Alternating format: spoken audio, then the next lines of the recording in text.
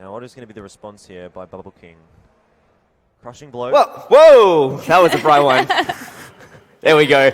Welcome, everyone, to PAX. Thank you very, very much for coming. We really, really appreciate it. Are we all having a great time at PAX so far? Well, that's what we like to hear. Thank you very much for coming. We really, really appreciate you guys taking the time out of your busy days to come see us talk. That means a lot to us, especially because there are so many incredible things on today. There are actually some things that we wanted to see during our panel, and it was a very tough choice to do the panel instead of just leaving to go see other things. So that's awesome. Thank you very much. Yeah, it is a little bit more terrifying being in this theatre as opposed to Drop Bear last year. Yeah, it's a much bigger theatre this time, which is crazy. But here we are. So thank you for coming. We're going to jump straight into it. A little bit about ourselves. This is Megan. Hello. I'm a science teacher. I was using games in the classroom that I talked about in previous years, and now doing some work with teachers in professional learning capacity and still doing lots of game stuff. So, yep, that's me. And she's in a Meganaut this year. Yes, that too. So come see Western Press this afternoon. It will be hilarious. Dance mat final. My name is Tim. I am an astronomer, physicist, science communicator, cyborg. A little bit more about that later, I guess. I have implants in my hand. You can come and scan me later if you want. I also work with science communication using games in education capacities. A little bit of game dev myself in my spare time when I can, what little time I have of it. And the other person on our panel is not that button. That button. Phil, who sadly passed away. No, he's just not here. He's watching too, so he can't. Yeah, too soon. He can't be here today, unfortunately. We are really sad that he can't make it, but we are getting him to Skype or Hangouts, Google Hangouts in during the panel, so he still will be here, if not in body, at least in spirit and voice and face. So hopefully all the tech works out, and that is all fantastic. We're going to hopefully see him. Just messaged him, to let him know that the panel started, so that should all hopefully work out. Fingers crossed. So here we are. We're talking about science in video games. We've done this is our third one now. We did the first one in 2014 over in the Drop Bear Theatre. Anyone who came to that panel? Woo! Whoa, that is way too many of you. That was a really fun panel that we did. We talked about science and video games. And then the next year, we sort of gave it a theme, and we did science versus video games. Unfortunately, Megan was too busy giving birth to a child. Yes. So she took priorities. So yeah, I know. I thought you could have still got on the plane, but that was an awesome panel as well. Anyone come for that one as well the last year? Yeah, a few more as well. Ooh, okay. And this year we are looking at science and video games again. So we're always looking at the nexus of science and video games, where they collide, where they work with each other, against each other. But this year we wanted to do something a little bit different. We wanted to talk about gaming for good. And we want to talk about how gaming can be a really, really positive force in the world. Hopefully you all already know this, so we're kind of preaching to the choir. But hopefully we can also look at some examples that you might not have known about and explore some of these topics a little bit further. Before we do start, however, we do have a small retraction to make from our previous panels.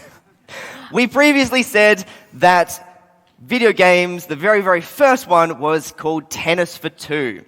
Now, you might have seen this slide and our previous one where we had the original Pong, or Tennis for Two, as it was called, or in its original form using a cathode ray oscilloscope back in Clearly, I wasn't consulted for research. So when we were researching this panel, we found the patent for a cathode ray amusement device, which was, I guess, designed to create a game that would look at simulating, missiles? Looking at missile defense. This was 1948. And things like that. So it was sort of military-based, but I think this preceded the Tennis for Two example. And a lot of people see this as the first sort of video game. So we're sorry we lied to you. But that is what science does. Science looks at itself and says, we were wrong, we buggered that one up, let's fix it in the future and admit to our mistake. So moving onwards and forwards, we are going to hopefully, if he's ready, Phil should be coming in any second now. So I'm just...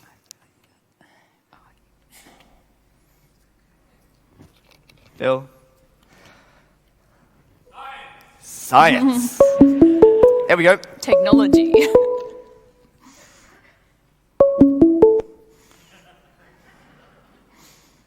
Don't laugh.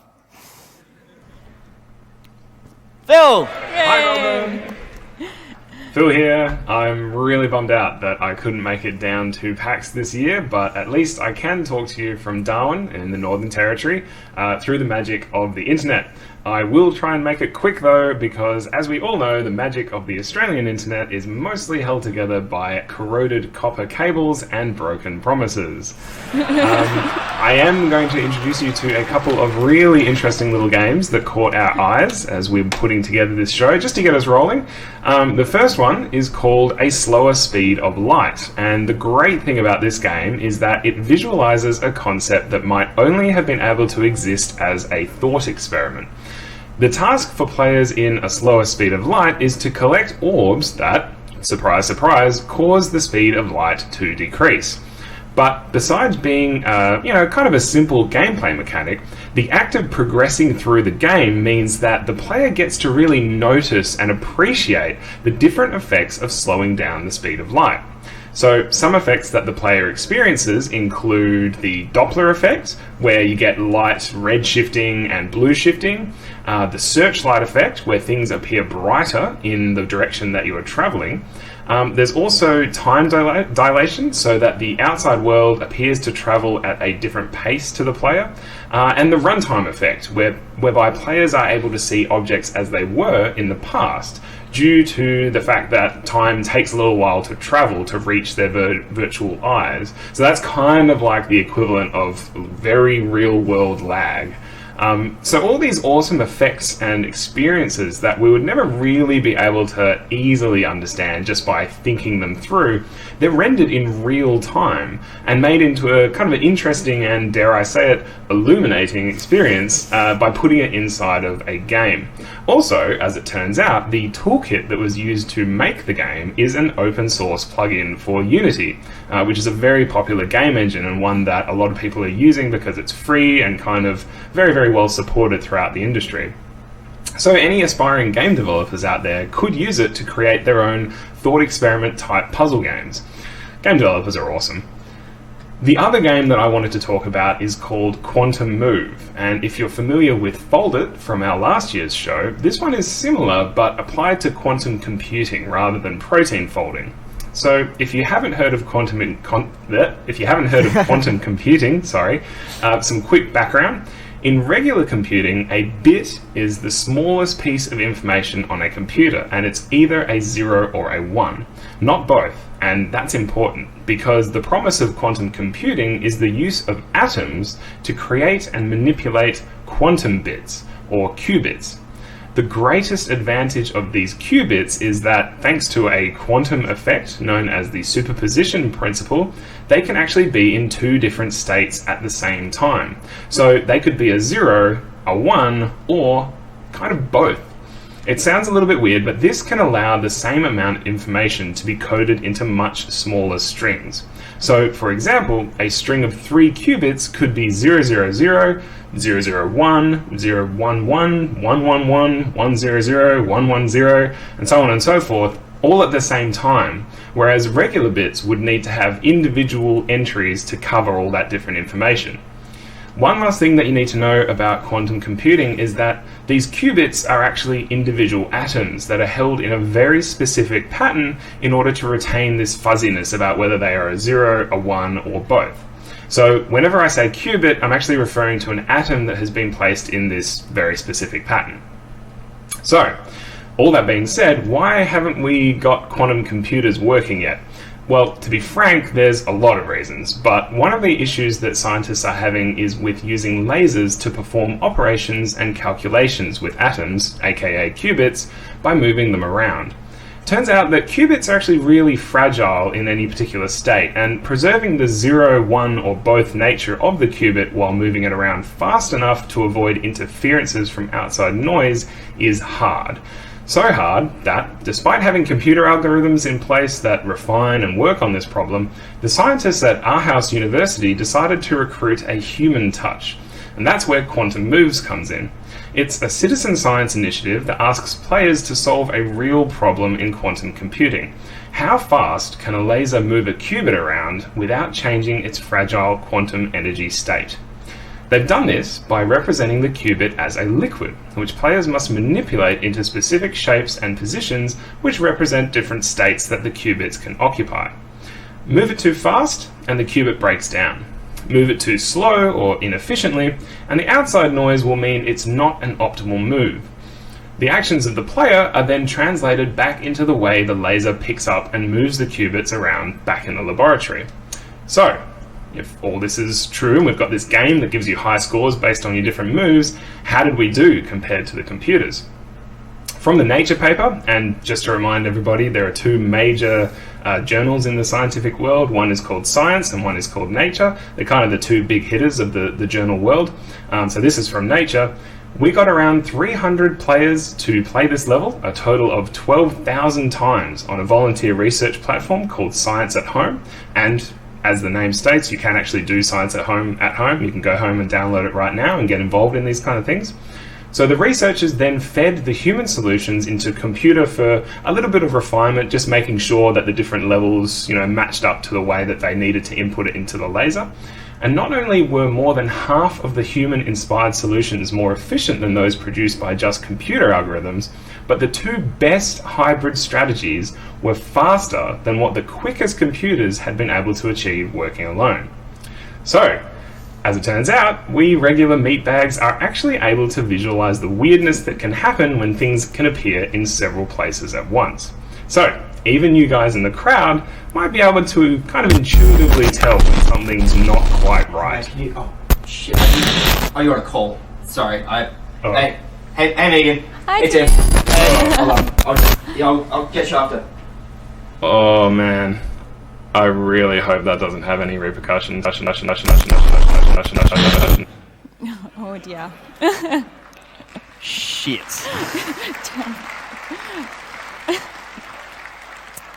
I hope we haven't broken anything permanently. So, before Phil broke space-time, he was talking about a citizen science project called Quantum Move, and I like using games in education because through games we can explore abstract concepts that we can't in real life. For example, quantum computing.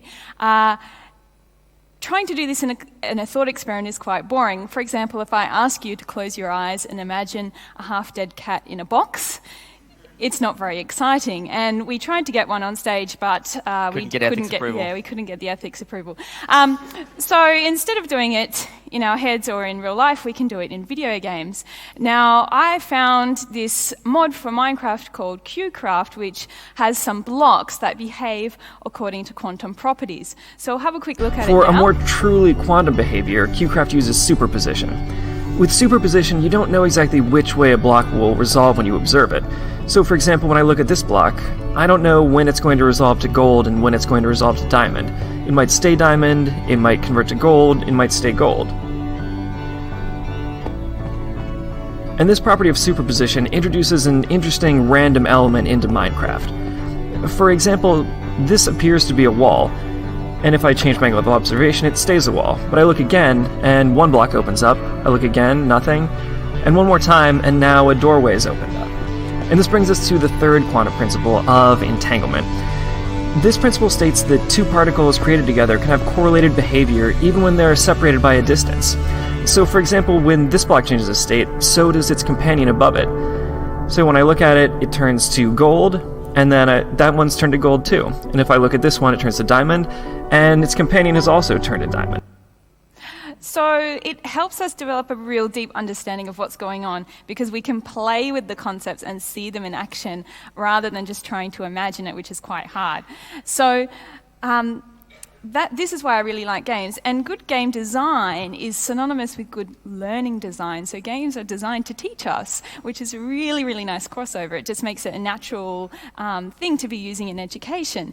And one of the I guess, really well-designed games that I came across this year and fell in love with was The Witness.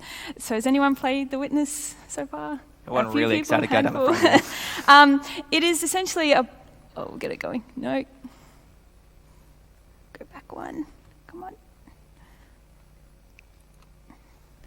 Phil. Tim, you broke the video. There we go. It's a puzzle game, but what's interesting about it is that it uses no words or language whatsoever at all to teach you. It teaches you just through the puzzles themselves.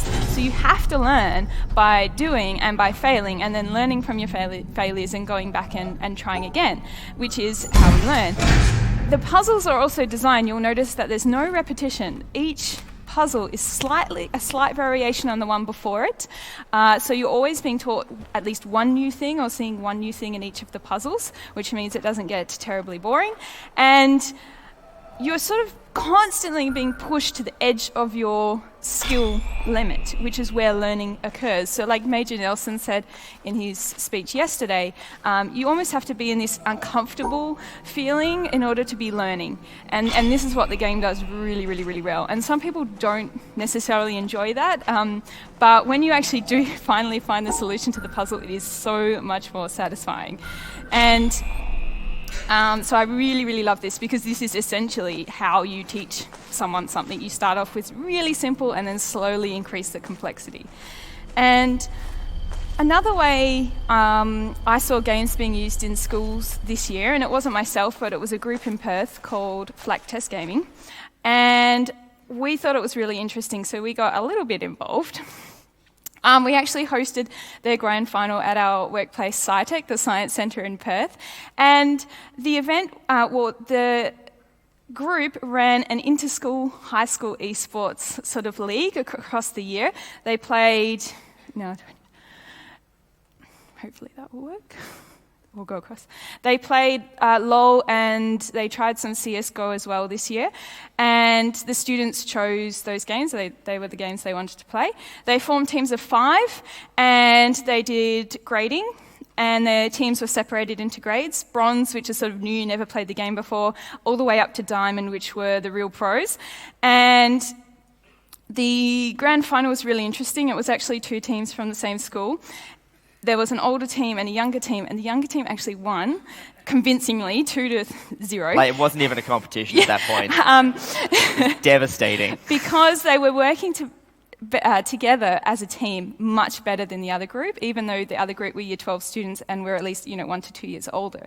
And so the whole point of this high school league was not just to get them playing games, but to teach them skills like how to work together as a team, how to communicate with each other respectfully, and how to not be a dick. Yeah, and sportsmanship and those sorts of things. So their group is all about teaching high school students all those sorts of skills through esports. And the kids loved it. It was an amazing event, and the audience was very electric. And I was looking at some research, and I found out that by being involved in extracurricular activities outside of school hours, it doesn't really matter what the activities are, but it has been shown that participating in them can help students increase their academic scores. And I don't know how exactly, but you can check our references after the show and you'll see what I read. And the other interesting thing was through playing esports and games like that, it increased their ability, social cohesion, so ability to work with other people, and cognitive flexibility. So I guess you get a bigger brain by playing esports, funnily enough. Like a physically bigger brain. Yeah, one of the papers said you actually, one of the areas in your brain actually gets bigger slightly. So that was a really, really interesting thing that we got to be involved in this year, and I highly recommend you check it out. It was such an exciting experience, and I know Ivan Davies from Riot Games came over for the grand final and presented the winning students with their prizes, and he was talking about his experiences with sportsmanship and high school games as well, so I highly recommend checking him out as well. He also pointed out that this was the very first school-level esports competition in Australia, and he thinks maybe one of the first proper national level ones in the world. Yeah, because most of them, I guess, are aimed at university age or higher. So I guess this was the first sort of official avenue with which the high school students could get involved in this sort of environment like a local capacity, come together and play in person. Now, another thing I saw this year, which was interesting, now this isn't really game-based learning, it's more gamification. Now, the difference is in gamification, we apply game design elements to things that aren't always games in order to motivate people to do something they may or may not want to do. So we saw a health app released, which has been increasing people's mental and physical health outcomes, and it motivates them to walk, essentially. And hopefully I have a picture of it here somewhere. Here we go. Now, this is the research I was doing, and this is a very rigorous, as you can see, source of information, all anecdotal, of course, because there is no scientific peer-reviewed papers out yet on Pokemon Go. Oh, sorry. I captured a Pokemon Go player in the wild in Melbourne the other day. But where we already know that an increase in exercise can help reduce the symptoms of depression, mild depression, and more vitamin D, as in being outside, which is what gamers need, obviously, can also decrease symptoms of depression. And the game also provided a unique way for people to socialise. If you were quite isolated and not used to walking up to strangers and saying hello, I guess the game provides you a way to do that as well. So it wasn't just physical, it was also mental. And I think the game did the walking really well because there was multiple mechanisms which encourage you to walk. Not only were there hatching eggs, going to Pokestops and gyms, but now the partner candy as well. So it's working on multiple fronts to motivate you to walk, and that's what has made it so successful in that realm. And in order to help you socialise, I put together a guide on how to spot a Pogo player in the wild. So you're not approaching random strangers, you're approaching strangers you are pretty sure are playing Pokemon Go. So the first sign to look for when you're spotting Pogo players is a hunched posture. They're often sort of bending over their tablet or device, looking at the screen, also the swiping furiously like that. The second key thing, now this isn't always the case, but usually the case, is they are dual-wielding not only a device, but also a power bank of some sort as well. Especially I don't know why that's pointing at my crotch. That's not where I keep the power bank. Your crotch is in your chest. The third factor to look for is they often loiter in weird places, and they may be trespassing, although they shouldn't be. For example, public works of art, random spots in parks and things like that. On South Bank, there's quite a few places that you can spot them, and especially if you put a lure out. And the last, one of the other ones is they keep muttering about balls.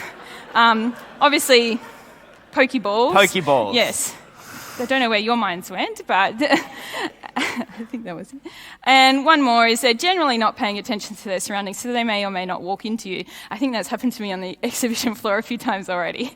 So there you go. Now you know how to spot a Pogo player in the wild. You can go up and make some friends with strangers.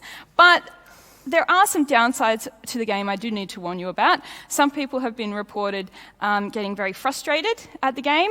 This sometimes happens.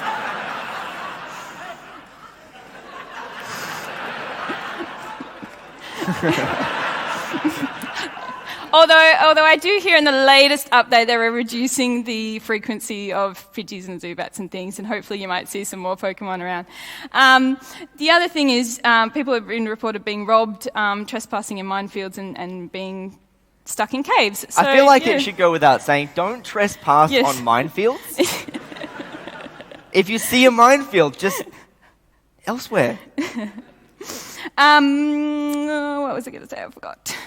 Oh, and the other games that I came across, which were sort of kind of mentally health, were these two, which I haven't played myself, but I was looking at games, unusual games that do cool things, gaming for good. The first one's called Awkward Moment, which is actually Cards Against Humanity sort of spin-off. It works by the same mechanics. But instead of playing cards like raptor attacks and bees, question mark, it's about social situations, and it's helping people who don't really have good social skills trying to identify the best course of action to take in a really awkward situation. Like you just said to your boss on the phone, I love you, instead of saying goodbye. What's the next logical thing to do? Do you play dead? Do you say, oh, I'm sorry, I didn't mean to say that? So on and so forth. So I guess Or do you commit to it and have a 14-year relationship? I don't know. And the other one I found just yesterday was called Me, Myself and You, and it's designed by some university graduates in the US, and it's about helping young adults on the autism spectrum socialize in a way with sort of set rules and help share information about themselves, and that one looked really, really interesting as well. And I think they've just finished playtesting it and are looking at releasing it shortly.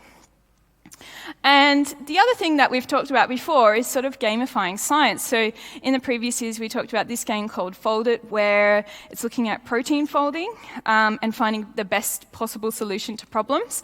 And again, they've published papers using Fold It, and they've found better, just like Quantum Move, found better solutions than the computer algorithms could find.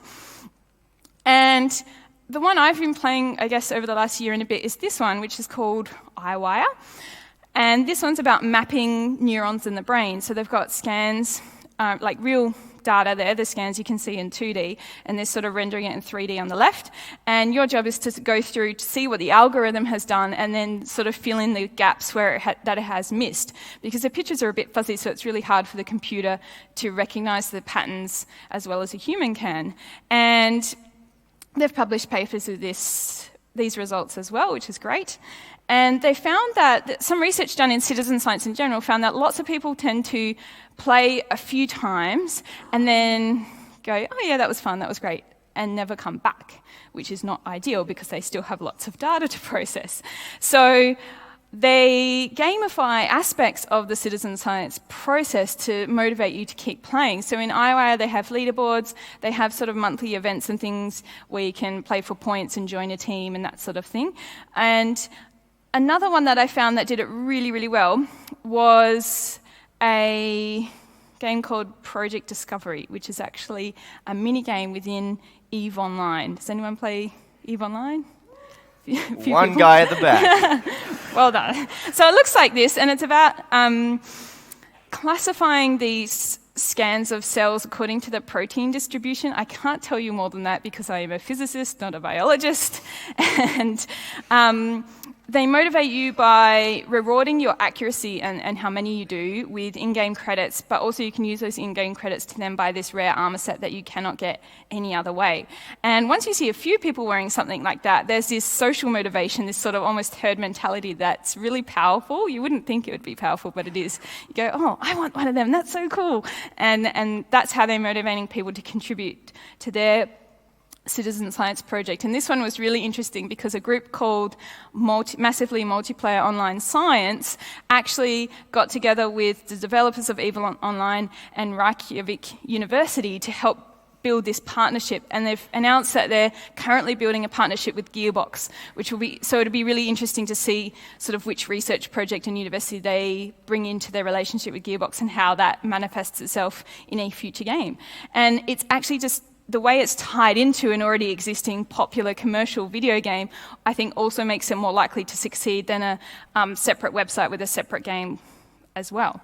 Now, I think that's all I had to say from memory.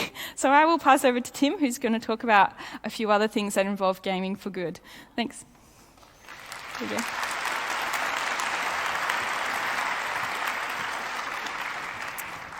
So while we are on the topic of biology, which is something that neither of us know anything about, because, again, physicists, let's talk some more about biology.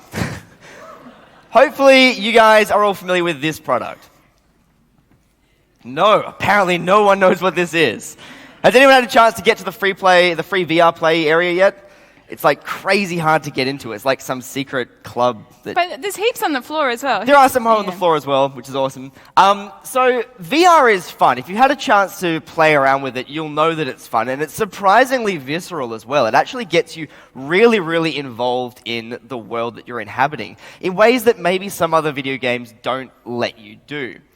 And that is pretty exciting, but it started to open up some avenues for other people. So scientists have started looking at VR and saying, how can we use VR to change the way that we operate? How can we use it to interact with, for example, data differently? How can we use it to do science either more efficiently or more effectively, just the same word? How can it be better, essentially? Now, I do need to preface this next slide with a bit of a warning. If you are squeamish, you might want to look away. It does contain some images of a simulated operation, but it looks really freaking realistic and nearly made us vomit. So, just a heads up. The tumor debulking task helps coordinate the use of tools in both hands. Tumor tissue is removed with the ultrasonic aspirator in the right hand. Of brain surgery, and it's Blood so is realistic aspirated with the that suction doctors are in now the left using hand this to clear the view. to practice surgery on patients, and it's something that On the doctors just top haven't right been able to do. I corner, mean, you the time can't really taken get a is test displayed. patient and say, you know what, I haven't got cancer, but if you want to just take out a little bit off The the top. percentage tumor It's not like a that has hairdresser. been You can't removed just is practice. displayed. I need That's to the lose some goal. weight, just, Yeah, just a little bit of weight. So this has allowed them to do some really, If really brain incredible is things. accidentally removed, And a penalty is given. this is 4 years old, which is incredible. It's After really removing gross, isn't the it? bottom part of Let's the move tumor, on. yes, please. What you don't want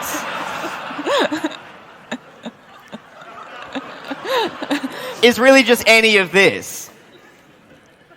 Don't go for the hammer. Why is that even there? Essentially, we want our doctors to be better than this. They need to be better than whatever is going on in this. And there goes the watch. So, virtual reality is actually providing tools that allow doctors to do things that you just wouldn't be able to do any other way. And it's really... Yeah, you'll be okay, buddy. More than that, it's actually... No.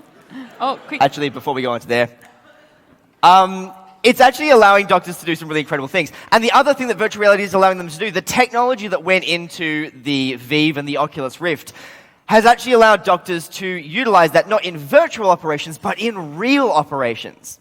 So they're using that depth of field ability with the binocular vision, the two cameras projecting two images onto their eyes to do keyhole surgery. So they put a 3D camera into the person's body and do the surgery with the remote tools. We've been doing that for a long time, but only in 2 dimensions before. Adding that third dimension has increased the efficiency of the operation, decreased the number of complications of the operation, and sped up the time of the operation. The time is the really interesting one, because the longer you're spent on a table, under the needle or under the knife, the more chance you have of complications and the slower your recovery time. Using the Vive headset with a 3D camera has allowed surgeons to increase their speed by over 300%. That is incredible. 3 times faster. So an operation that might have been 2 hours is now less than 50 minutes, or 45 minutes, or 40 minutes.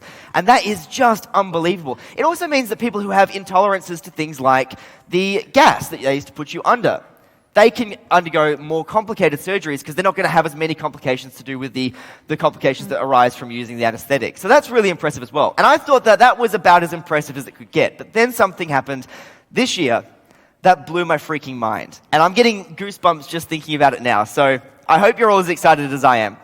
There is a device called the Oculus Rift. I'm sure we all heard of it before. The Oculus Rift, earlier this year, was being used for paraplegics and quadriplegics. It was used as a quality of life tool. And that means that someone who can't walk or can't move anything below their shoulders, for example, or even below their neck, they don't get to do the kind of things that we get to do. They don't get to go out and play Pokemon Go. They don't get to go out and just kick a soccer ball around. And that sucks. So what these doctors and, more importantly, the care doctors were doing was giving them an Oculus Rift and then giving some of them a haptic feedback vest. Has anyone tried a haptic feedback vest before? They make you feel like you're being shot. In fact, that was specifically designed to make you feel like you were being shot. Maybe don't give that to the paraplegic. That's kind of cruel. But what they were doing was they were simulating the vest to make it feel like they were walking. They put the Oculus Rift on, the vest on, and they put them on a soccer field. Just the stock demo that comes with the Oc Rift. and allow them to walk around a soccer field, and the vest would shake with every step that they took, so it felt like they were walking. That's pretty cool. What no one expected to happen next was this.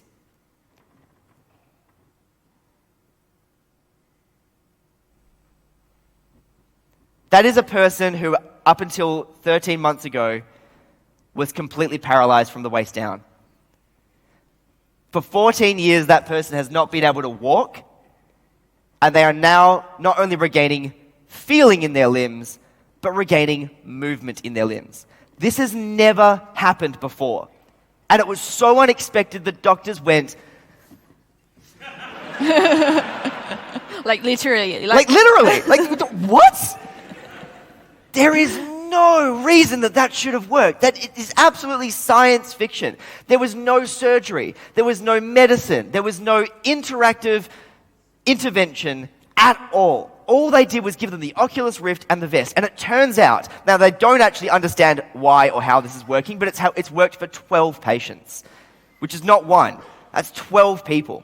And what they now think is happening is that after a spinal severance injury, after a while, the spine nerves do grow back. Bodies heal. That's fine. But the brain is already said, I don't have legs anymore. That's fine. I'll just get rid of that part of the brain, and we'll reroute other signals. When we look over here, I'll reroute that through this part of the brain, which was previously used for movement because it's more efficient and it's more effective. And also, it's kind of the you use it or lose it thing. Brains don't have the ability to, heal themselves unless they're being used. So what we think is happening is that once the body was being told, hey, I can walk again, the brain goes, fuck it, all right, cool. I'll start using this part of the brain again. And it was that simple. Who knew that it would be that simple? So this is a huge area of research that is getting a huge amount of attention now, and it looks like virtual reality might, in fact, be the answer to some of these huge, huge questions. So that is absolutely incredible. Well, I think they're even using it to help people overcome phobias. So if you're afraid of spiders, you put on the VR headset and there's a digital spider crawling up your arm, and you can slowly increase the experience. So it might be you start off with a spider over there, and then suddenly it's there. And it's not meant to be scary. Not suddenly it's there. No, not suddenly. Jesus Christ! But you slowly increase your tolerance to your phobia, like heights as well. Which works great, except for that one poor guy that got the Oculus Rift with a spider inside it. But that's... Yeah. A real spider. Have a look at that one. It's a great news story. Gonna quickly go through the next couple because we are rapidly running out of time. We did really want to do some Q&A with you guys. So, the other side of things, and now we are moving a little bit away from the science side, just a little bit, because we are talking about gaming for good, but this is an important area of the social sciences. I shouldn't do that. The social sciences, which are still really, really important and are worthy of your attention and worthy of government funding. So, and I say that as an astronomer who has no government funding. This is a drone that is being piloted by someone using VR to look at an archaeological dig site. This archaeological dig site is in the middle of China, in a contested area that is full of landmines and IEDs. It's not a place that people can go by walking, but they can take a drone. They've actually used, just again, a stock Oculus Rift, a stock Parrot drone, stuck a Kinect to the bottom of it. All of these are gaming, and they are able to go out to sites and reconstruct archaeological sites. These bones are over 14,000 years, 1,400 years old. These bones are really, really old. They were burial sites lost to war, and they're now being looked at by archaeologists and mapped out in 3 dimensions without the archaeologist even having to go there. So we literally have remote person science now, which is fantastic. But war zones are still going on now. They still happen. And gaming, it turns out, has been able to help there as well. Not to help wage more effective war, but to wage a more moral war.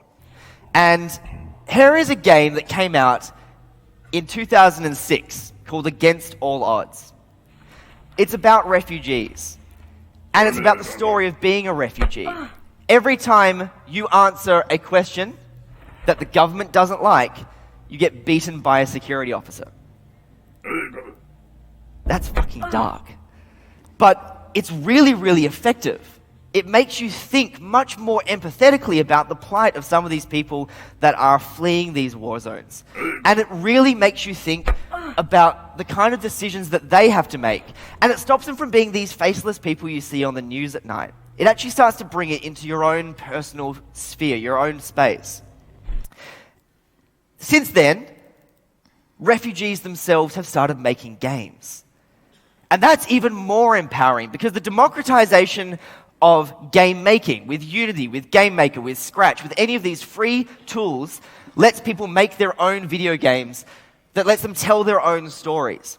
And so we start to see really, really visceral experiences that allow you to get into the minds of people who are in these scenarios and gives you a better idea of what they're actually going through. And then it goes a step further with this game called That Day We Left. This game is very much in the vein of something like, for example, The Walking Dead, telling a story about a group of refugees fleeing. Unfortunately, this game didn't make the Kickstarter it was going for. It didn't really get the recognition it needed in the media, but that's when good guy Valve and Gabe stepped in and forced the green light. So the game is getting made, it's getting a little bit of funding, and it's going to get out there on Steam sometimes later this year or early next year. So that's a really exciting one as well. I highly recommend you look out for that one. It's a really, really good-looking game. Moving on one step further is a game called Armor. Anyone played Armor before? Or maybe the popular mod DayZ, or the standalone DayZ. We don't want to talk about that one because it's even more depressing. Mostly because it hasn't really happened. The International Red Cross has actually teamed up with Bohemia Interactive to make games like Armor more realistic. Not about dismemberment and blood, but talking about the protection of medical corps, the protection of non-combatants to make sure that we're treating wars morally or as morally as we can. And that's really, really interesting. They even started up their own competition called Make Armor Not War, which allows people to make mods for Armor where you can be the medical serviceman and you can go and try and evacuate civilians from war zones, or you can try and get a United Nations negotiator in to an area that's having a lot of conflict. So it allows you to actually look at these kind of things from different points of view. And I mean, that's not to say we don't want to play other fun games where all you do is shoot things. Like, I'm not going to advocate against no modern warfare because it's a fun game. But it allows you to put it in context. And I think that's really, really important as well. To look at it from the other viewpoint, not just the soldiers' viewpoint. viewpoint. I mean, but even from the soldiers, but from, again, a soldier's point of view that is a positive one and a realistic one in that sense. So, yeah, got a little bit dark there.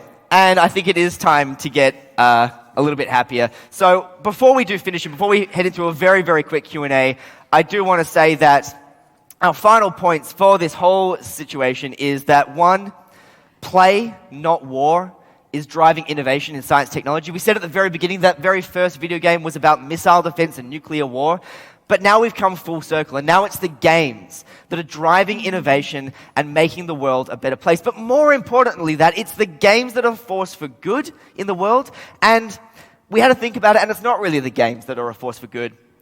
It's you guys. It's the gamers. It's the people who are out there interacting with these things and actually saying, yes, this is important. Paying for these good games, or at least playing them and showing the world that we're a really empathetic lot. We actually do care, and we want the world to be a better place. So with that, thank you very much for having us, and we will do a very quick Q&A.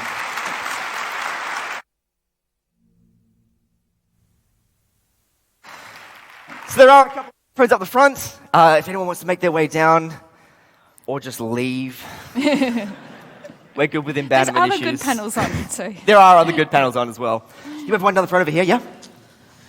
Hey guys, thanks for doing the panel, it's really good. I'm actually an exotics veterinarian. I'm also from Perth, and actually what you said, I'm going to take this off very short. Sure. What you said about reducing anesthetic times is actually a really big component of a lot of the procedures we do, and we actually just got a really cool new endoscope in the practice, so I was wondering if you could recommend any games that are on Steam or PlayStation or anything like that that you feel are really good games to help increase, that kind of skill set. help with what's good. So what was this? I got everything except for the important bit there. So basically, we've just got a new endoscope in the practice. Yeah, for keyhole surgery. And I'm wondering if there's any games you can recommend. We'll put up the links to our research. Some of the research was talking about endoscope practice. Cool. But it was hard because I don't think they're necessarily commercially available games. They were more developed specifically for training for industry professionals. So we don't know, we don't have a copy and we don't know how to get a copy, unfortunately. But all our research, so if we put that last slide up. maybe if you follow the links, you'll be able to find it's all going to be on the website. Sorry. Cool. So we'll put as much information as we can up there for everyone. Yeah. Hi, I'm a primary school teacher, and I try to get on exos and things like that, give the kids as much time as possible to play games. They love Minecraft and stuff like that. I do have two problems. One, the executives don't really like the kids playing games. And two, I have to admit, a lot of the kids will replay easy games, do their avatars and stuff like that, and not really advance. And I was just wondering if you had any recommendations of games where they have to advance and where they can't create an avatar. Any games with like levels where they have to pass through the levels to proceed in the game is quite good, especially if they can go back and improve on high scores in previous levels, similar to an Angry Birds design, if you know what I mean. And for the executive thing, I had to write a little bit. So there's a lot of websites out there, and you can follow the links on our website, about game-based learning and why it's so important and why it's so effective. So if you can show them that there is research to show this is important, even the play-based learning research for the younger years, I think is still very much relevant in primary school years. I don't know why we abandon that mode to education as the children get older, because it's still effective. So you can argue for play-based learning. There's heaps of research into play-based learning, and that's what this is. It's just digital play instead of physical play. And the Minecraft stuff, a game that's a bit more open, I'd set them specific tasks, or I'd have a worksheet they were filling out alongside playing the game, so they had a goal to achieve that I had set, so they couldn't just spend an hour dressing up their avatar. Yes. And I needed to see that outcome, and so they were accountable for that outcome. So if they didn't do it, it was like, well, you haven't finished the work for this lesson, just like any other lesson sort of thing. So, the other thing is to use really sexy words that those admin love, like student retention and STEM. Or there's also a great innovation. Innovation.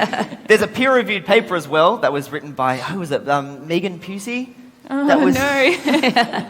So there is, Megan actually wrote a peer-reviewed paper about using Minecraft in classrooms, which you are more than welcome to use as an example. There's heaps of websites and people out there writing cool things about game-based learning, so it is, research-based. It's not just made up. Sweet. Thanks very much. Cool. Thank you very much for the presentation. I'm sorry I missed the other ones in previous years. That's okay, they're all on the internet. I wanted to know what the representation was for the league that was held in Perth, like gender representation. Like, did you see sort of equal representation or like? Surprisingly good. Yeah. Yeah. So the gender representation at the esports league. Oh yeah, there were some all-girls schools that were involved. So obviously their teams are all girls. The Gold League winners were a mixed team. Yeah, a lot of the co-ed schools that entered had at least one or two females on their teams, especially in the lower grade levels so when they got graded, the sort of bronze and silver levels and the gold levels, we found had quite a lot of females in those levels. And it was a great way, having the levels made them feel comfortable to try playing the game as well, because they weren't versing getting really beaten really well by the players who knew what they were doing, so they felt safe and comfortable in coming in and playing in this competition. And a lot of them want to continue playing next year and hopefully aim to get to the next level up, so move up from bronze to silver and that sort of thing. So it was quite good. Yeah, really cool. Thank you. Hi guys, great panel. I wanted to just grab your opinion. You touched on gamification, but not very far. But I wanted to grab your opinion on how the companies like McDonald's are using gamification to drive their profits. Yep. watched a couple great videos by Extra Credits about it. Yeah, Extra Credits nail it, and we're very much in line with their reasoning.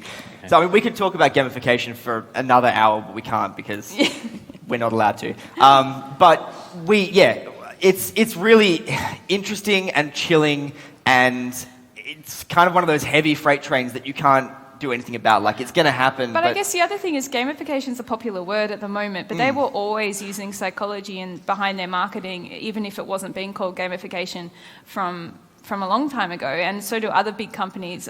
A lot of companies use that. So it's, I don't think it's necessarily gamification that we should be vilifying. I guess it's the way they market. Does that make sense? Or it being used in a dirty sense. Yeah. If you haven't seen the series Black Mirror, the TV series Black Mirror, they nail it, and that is chilling, really chilling. So that's a great one if you want to see what not to do, if we're any marketers in the room. All right, thanks, Thank guys. you. And one last one over here. Yeah, just yank it out. Yep. So, hi. Thanks for the talk. It was very interesting. Thanks for coming.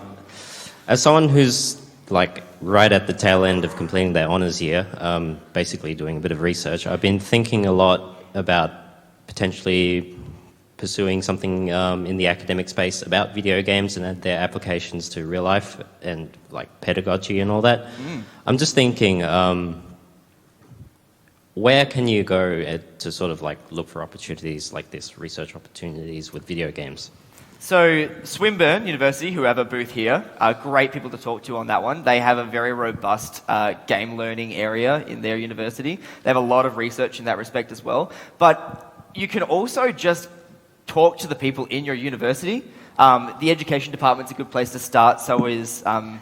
Someone who's looking at ICT in education. Another term that they've been thrown around is serious games, as well as the term game-based learning. That's sort of what it's being called at the moment, that research field.